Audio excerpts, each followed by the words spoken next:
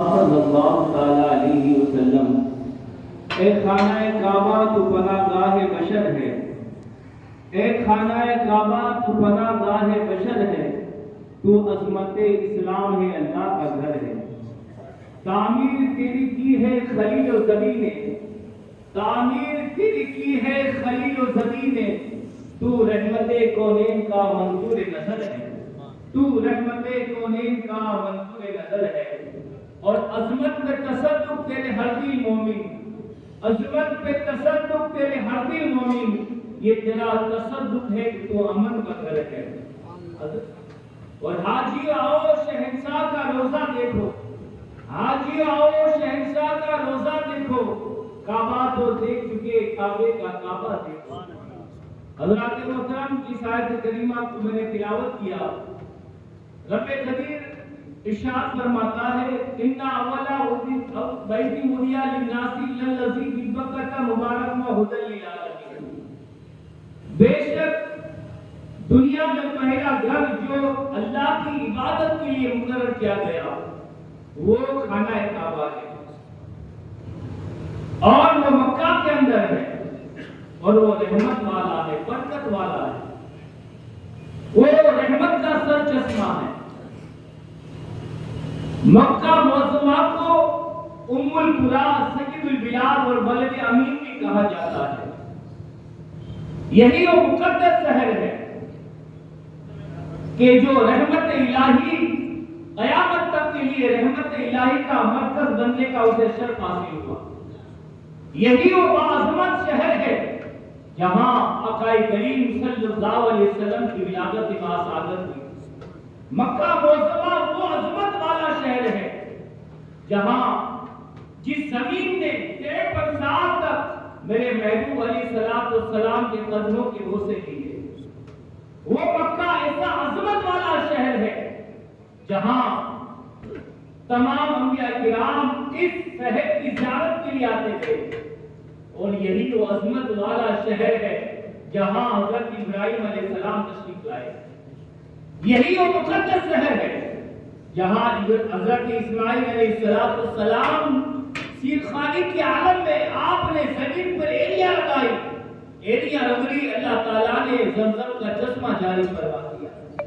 ایسا عظمت والا یہ شہر، اور اللہ تعالیٰ نے اس شہر کی قسم یاد فرمائی، لا اقسم بہذا البلد، مجھے شہر مکہ کی قسم ہے۔ اللہ کی بارگاہ میں عرض کیا گیا، اے مولا کریم، تو نے اس شہر کی قسم اس لیے ارشاد فرمائی کہ تیرا گھر خانہ کعبہ اس لیے، یا اس لیے قسم ارشاد فرمائی بیت اللہ تیرا گھر ہے، یا اس لیے ارشاد فرمائی حجر اسود جنتی پتھر ہے، یا اس لیے ارشاد فرمائی آب زمزم کا کنواں ہے، یا اس لیے ارشاد فرمائی مقام ابراہیم ہے، یا اس لیے ارشاد فرمائی مینا عرفات مزدلفات کی مقدس وادی ہے، تو جہاں ملے گا نہیں، میں نے اس لیے قسم ارشاد نہیں فرمائی کہ میرا گھر بیت اللہ ہے، حجر اسود جنتی پتھر ہے، بلکہ رب فرماتا ہے میں نے اس شہر مکہ کی اس لیے قسم ارشاد فرمائی، وَأَنْتَ حِلٌّ بِهَٰذَا الْبَلَدِ، اس شہر میں اے محبوب خوب جلوہ فرما ہو۔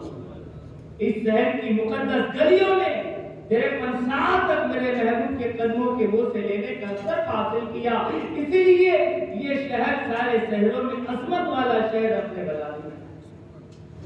اور اللہ تعالیٰ کو یہ شہر اتنا پسند آیا، اتنا پسند آیا کہ رب تعالیٰ نے وہاں اپنا گھر بیت اللہ بنوا دیا، اور کائنات عالم میں رہنے والے ذات استطاعت اہل ایمان مرد عورتوں کو حکم دے دیا، اور میرے گھر کی زیارت کرو، اس خانہ کعبہ کی زیارت کرو جس زمین میں 53 سال میرے محبوب کے قدم چومے ہیں، آؤ اس خانہ کعبہ کا طواف کرو جس کا طواف میرے محبوب علیہ السلام نے کیا ہے، اس حجر اسود کے بوسے لو جس پر میرے محبوب کی نوری ہونٹ لگے ہیں، مقام ابراہیم پر نماز پڑھو، صفا مروہ پر دوڑ لگاؤ، اور جو ہے مقدس میدانوں کی حاضری دو، ان گھروں کی زیارت کرو جہاں بیٹھ کر میرا محبوب تمہارے لیے بخشش کی دعائیں کرتا ہے۔ حضرات گرامی، حضرت عبداللہ ابن عباس رضی اللہ تعالیٰ عنہ فرماتے ہیں کہ رحمت عالم صلی اللہ علیہ وسلم نے فرمایا مجھے شہر مکہ سے بڑی محبت ہے، حضور شہر مکہ سے فرماتے ہیں شہر مکہ تو مجھے بڑا پیارا ہے. میرے آقا کریم صلی اللہ علیہ وسلم شہر مکہ کی قسم یاد فرماتے ہیں آئے شہر مکہ تو مجھے بڑا پیارا ہے. اور حضرت ام المومنین عائشہ صدیقہ رضی اللہ تعالی عنہا فرماتی ہے کہ جس نے ایمان قلب کے ساتھ تصدیق قلبی کے ساتھ حجر اسود کی زیارت کی حجر اسود کو بوسہ دیا تو حجر اسود قیامت کے دن اس کی شفاعت فرمائے. اور حضرت عبداللہ ابن عباس حضرت عبداللہ ابن عمر رضی اللہ تعالیٰ عنہ فرماتے ہیں آپ نے فرمایا کہ مکہ کے اندر روزانہ 120 رحمتوں کا نزول ہوتا ہے جس میں 60 رحمتیں ثواب کرنے والوں کے لیے ہوتی ہے 40 رحمتیں نماز پڑھنے والوں کے لیے ہوتی ہے اور 20 رحمتیں کعبہ کو دیکھنے والوں کے لیے ہوتی ہے. اتنا عظیم یہ شہر جہاں میرے آقا کریم صلی اللہ علیہ وسلم کی ولادت باثبات ہوئی. اور میں آپ کو بتاؤں خانہ کعبہ کی تعمیر کس طرح ہوئی.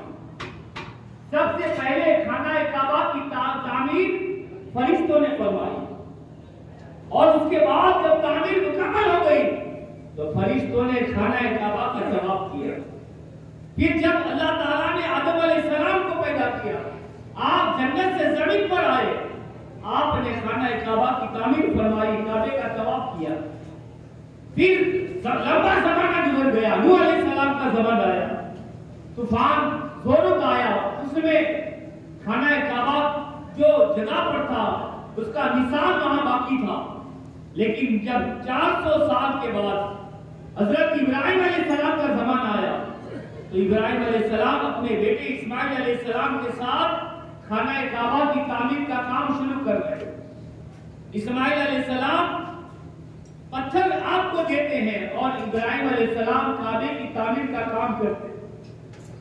اب دیکھیے جب کعبے کی تعمیر کا کام مکمل ہو گیا تب حضرت ابراہیم علیہ السلام نے اور اسماعیل علیہ السلام نے رب کی بارگاہ میں دعا فرمائی اے مولا ہماری نسل کے اندر تیرا آخری محبوب رحمت عالم کو مبعوث فرما. ابراہیم علیہ السلام نے دعا مانگی اے مولا ہماری نسل میں آخری محبوب رحمت عالم صلی اللہ علیہ وسلم کو مبعوث فرما. آپ کی دعا اللہ نے قبول فرمائی اور اسماعیل علیہ السلام کی نسل میں اللہ نے ہمارے نبی کو پیدا فرما دیا. اسی لیے تو میرے آقا نے فرمایا میں ابراہیم کی دعا ہوں اور میں عیسیٰ علیہ السلام کی بشارت ہوں. جب کعبے کی تعمیر کا کام مکمل ہو گیا تب اللہ تعالیٰ نے ابراہیم علیہ السلام سے کہا میرے نبی اے ابراہیم علیہ السلام کعبے کی تعمیر کا کام مکمل ہو گیا ہے آپ میرے بندوں کو میرے گھر کی طرف بلاؤ آواز دو اور کہو آؤ حج کرنے کے لیے. تب ابراہیم علیہ السلام نے کہا تھا اے مولا میں ضعیف ہو چکا ہوں میں کمزور ہو چکا ہوں میری آواز لوگوں تک کیسے پہنچے گی. تب میرے مولا نے فرمایا تھا اے ابراہیم آواز دینا تیرا کام ہے پوری دنیا میں آواز کو پہنچانے یہ میرا کام ہے.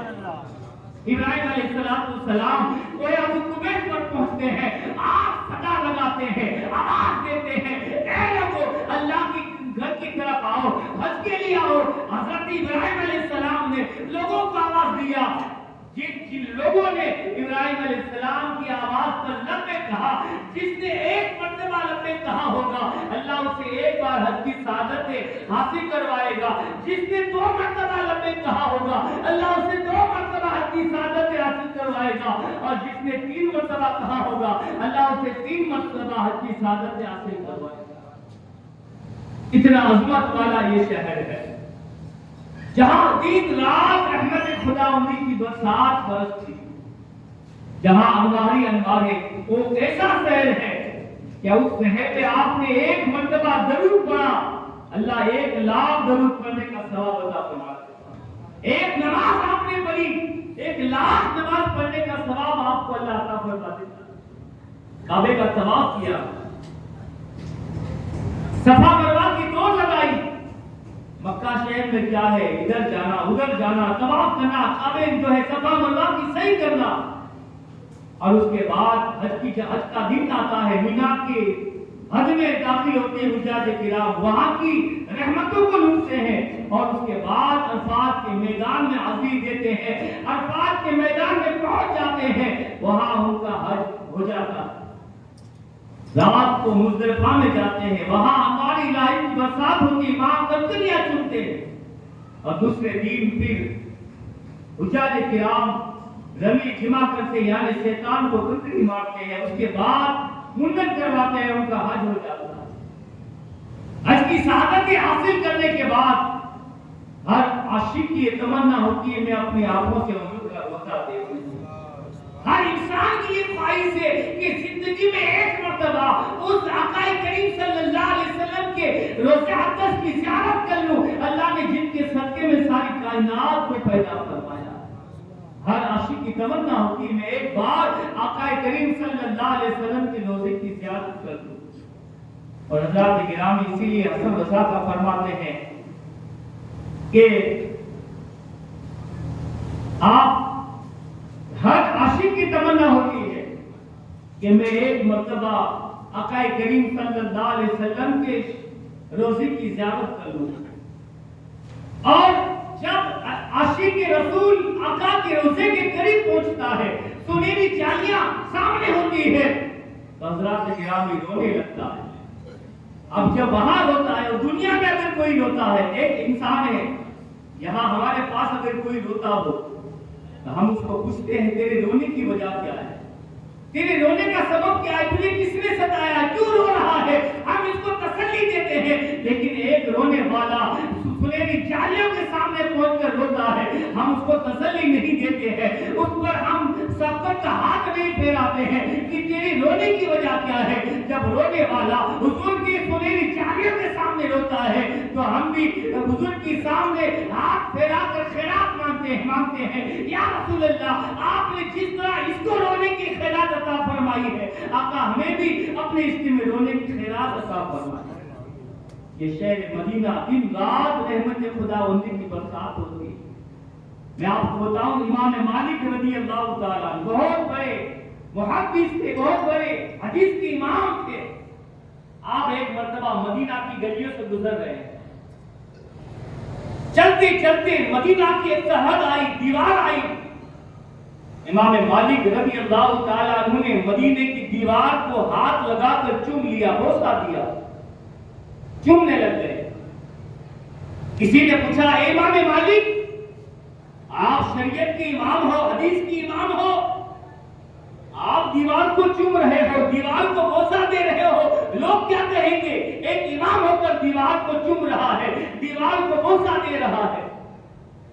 جب حضرت امام مالک رضی اللہ تعالیٰ عنہ نے جواب دیا ہے پوچھنے والوں، میں مدینے کی دیوار کو اس لیے چوم رہا ہوں، اس لیے بوسہ دے رہا ہوں کہ میرے آقا کریم صلی اللہ علیہ وسلم کبھی نہ کبھی اسی جگہ سے گزرے ہوں گے اور میرے آقا کا لباس اسی دیوار سے مس ہوا ہوگا، میرے آقا کا ہاتھ اس دیوار سے مس ہوا ہوگا، اسی لیے میں اس دیوار کو بوسہ دے رہا ہوں۔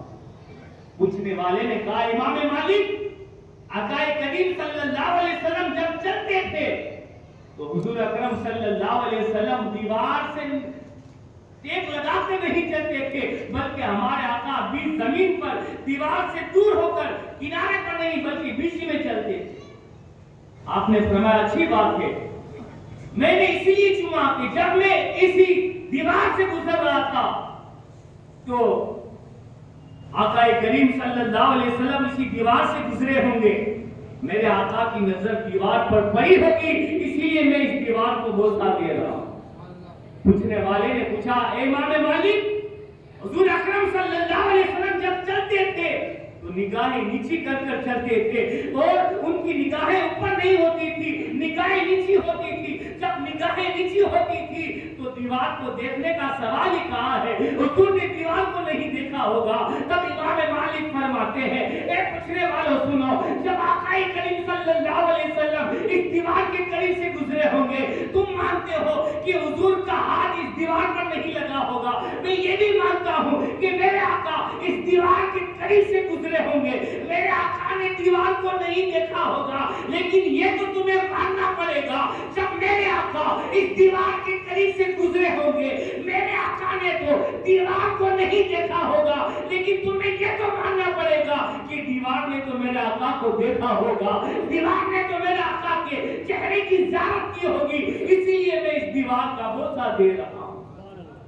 یہ امام مالک رضی اللہ تعالیٰ عنہ جب تک آپ جیے, آپ نے مدینہ کی سرحد میں کبھی بھی آپ نے جو ہے پیشاب پاخانہ نہیں کیا. دور جا کر پیشاب پاخانہ کرتے, مدینہ کی حد میں نہیں کرتے تھے. امام مالک کا ادب تھا, اور امام مالک رضی اللہ تعالیٰ عنہ مدینے سے اتنی محبت کرتے تھے, مدینے کی زمین سے اتنا پیار کرتے تھے کہ ایک مرتبہ امام مالک رضی اللہ تعالیٰ عنہ اپنے مریدوں کے ساتھ مدینہ کی سرحد کے اندر گھوم رہے ہیں, جا رہے ہیں. آپ کے مریدین آپ کے ساتھ میں چلتے چلتے امام مالک رضی اللہ تعالیٰ عنہ کے پاؤں میں کانٹا چھپ گیا. امام مالک رضی اللہ تعالیٰ عنہ کے پاؤں میں کانٹا چھپ گیا. مرید حیران ہو گئے, تڑپ گئے, اور امام مالک سے کہا ہے ہمارے پیر رک جائیے, آپ کے پاؤں میں کانٹا چھپ گیا ہے, پاؤں کو اونچا کرو تاکہ ہم آپ کے پاؤں سے کانٹا نکال دیں, آپ کو درد ہوگا, تکلیف ہوگی. تب امام مالک نے کہا اے میرے مریدوں, خبردار کوئی میرے پاؤں سے کانٹا نہ نکالے. کہا حضور آپ کو درد ہوگا, تکلیف ہوگی. کہا نہیں, ایک کام کرو, ایک کپڑا لے کر آؤ. مریدوں نے آپ کے حکم کی تعمیل کرتے ہوئے کپڑا دیا. امام مالک نے کہا اس کپڑے کو میرے پاؤں کے اوپر باندھو, جہاں کانٹا لگا ہے اس کے اوپر کپڑا باندھو. مریدوں نے جہاں کانٹا لگا تھا اس کے اوپر کپڑا باندھ دیا. مرید حیران ہے کہ کانٹا پاؤں میں لگ گیا ہے, اوپر کپڑا باندھ دیا گیا ہے, اب تو کانٹا نکل نہیں سکتا. مریدوں نے کہا حضور یہ کون سا طریقہ ہے کانٹا نکالنے کا, آپ کے پیر میں کانٹا چھپ گیا ہے, آپ کو درد ہوگا. تب امام مالک نے کہا سنو, جب قیامت کا میدان قائم ہوگا میرا مولا مجھے پوچھے گا اے امام مالک تو میرے لیے کیا لایا ہے, تو میری نمازیں ایک طرف ہے, میرے نیک اعمال ایک طرف ہے, میری عبادتیں ایک طرف ہے. میرا مولا قیامت کے دن پوچھے گا اے امام مالک تو میرے لیے کیا لایا ہے, تو میں رب کی بارگاہ میں عرض کروں گا اے مولا تیرے محبوب کے دیا کا ایک کانٹا لے کر آیا. یہ امام مالک رضی اللہ تعالیٰ عنہ کا مدینے سے اتنا عشق تھا, اتنی محبت تھی کہ مدینے کی در و دیوار سے آپ محبت کرتے تھے, پیار کرتے. مدینے کی زمین اتنی پیاری زمین ہے جہاں 70,000 فرشتے صبح آتے ہیں اور 70,000 فرشتے شام کو آتے ہیں, اور جو فرشتہ ایک بار آتا ہے اسے قیامت تک موقع نہیں ملتا. اور مدینے کی کا ادب انبیاء کرام نے کیا ہے. ہم کیا مدینے کا ادب کریں گے, انبیاء کرام نے مدینے کا ادب کیا ہے.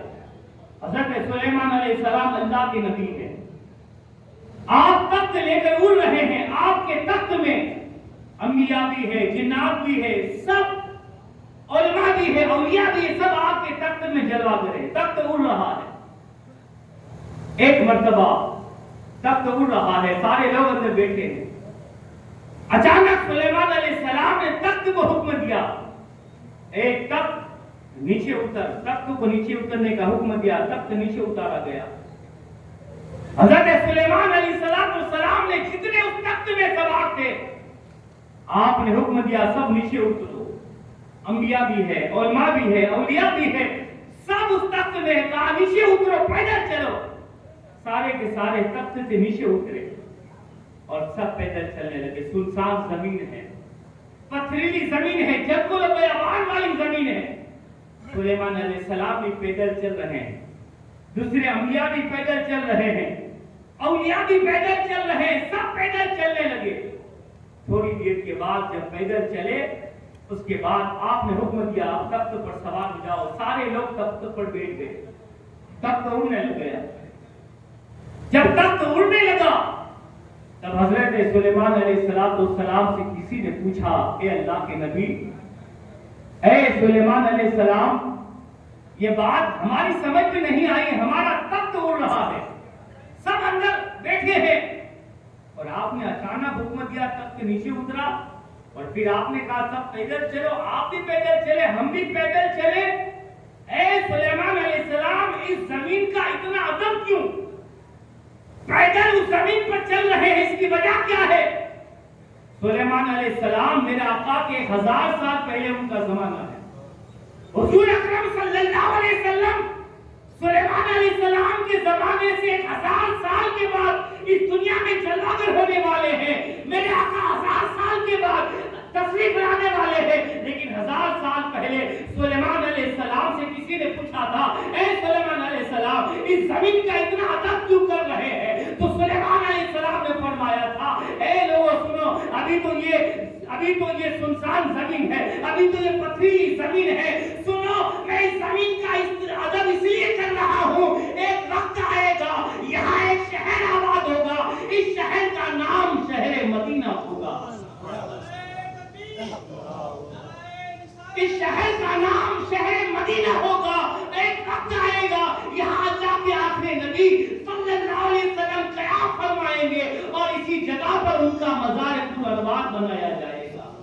اسی لیے میں اس شہر زمین، اس زمین کا ادب و احترام کر رہا ہوں۔ اب اندازہ کر لگا ہو، سلیمان علیہ السلام 1000 سال پہلے اس زمین کا ادب کر رہے ہیں جہاں میرے آقا کا روزہ بننے والا ہے۔ بتاؤ، جب انبیاء علیہ السلام اس شہر کا اتنا ادب کرتے ہیں تو بتاؤ میرے آقا کریم صلی اللہ علیہ وسلم کی شان و عظمت کا کیا ہوگا؟ حضرات کرام، اتنا عظمت والا شہر، ہر عاشق کی تمنا ہوتی ہے کہ میں ایک مرتبہ اس دیار کی زیارت کر لوں۔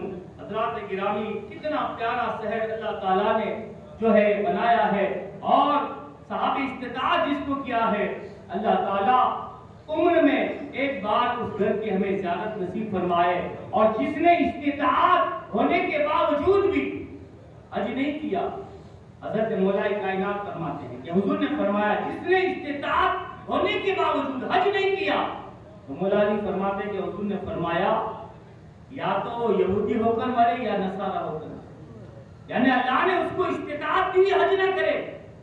حضرات گرامی، آپ نے ماں باپ کے چہرے کو محبت کی نگاہ سے دیکھ لیا، اللہ مقبول حج کا ثواب عطا فرما دیتا۔ آپ نے کسی کی مصیبت کو دور کر دیا، اللہ حج کا ثواب عطا فرما دیتا ہے۔ میں آپ کو بتاؤں، آخری بات کر کے میں اپنی گفتگو کو ختم کروں گا۔ دیکھیے حضرت عبداللہ ابن مبارک رضی اللہ تعالیٰ عنہ، آپ